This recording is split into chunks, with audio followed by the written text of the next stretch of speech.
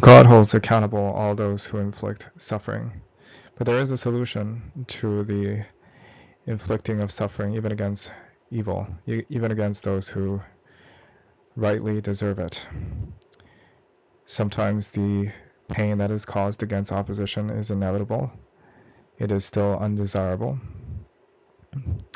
In this week's portion, the Torah recounts Jacob's iconic theft of his brother's priestly birthright via subterfuge. Jacob cloaked himself as his older brother and took the birthright from the blind father that they share.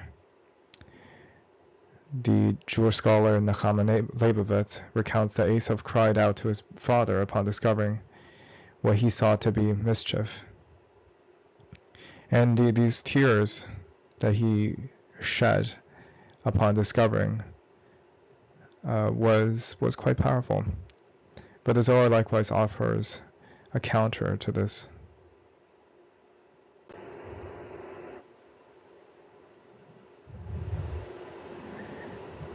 And Nachma recounts that after the full import of what had happened to him regarding the blessings dawned on Esav, he cried out with a loud and bitter cry.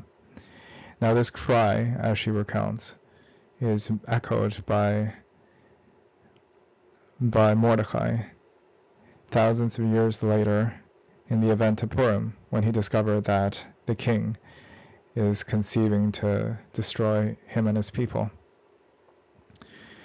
What Nachma wrote was that there was a karmic divine retribution that came with this initial suffering that Yaakov inflicted upon Esav. So that this kind of suffering, even though it was broadly conceived as deserved, was not without its consequences. So what of it? What can we do to be freed from such karmic backlash? Indeed, the Zohar, edited by Daniel Matt, writes that how much harm was inflicted by those tears Esav shed before his father in order to be blessed by him, since he cherished his father's word. How much was inflicted by those tears Esav shed. The fact that he valued his father's blessing so highly and cried plaintively moved God to reward him and his descendants with worldly blessings and dominion. When he so cried, it expressed his belief in those blessings, even though he was an idolater and a murderer who defied his father's core principles. His cry still recognized the power of God, the power of divinity. And so this stood in his merit, and this stood as an accusation against the Jewish people.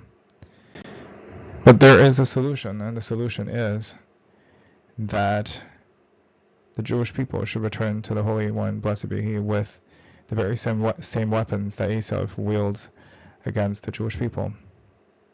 The honor he rendered his father prolonged his dominion so persistently in this world, while those tears prolong Israel's subjugation to him, writes the Zohar, until Israel returns to the Blessed Holy One with weeping and tears, as is written, with weeping they will come, with supplications I will conduct them. Then saviors will climb Mount Zion to execute judgments on Mount Esav, and dominion will be God's. So this is the counter. The counter is always that the Jewish people should return to God and not to be intimidated or disheartened by any of these obstacles that apparently stand in our way.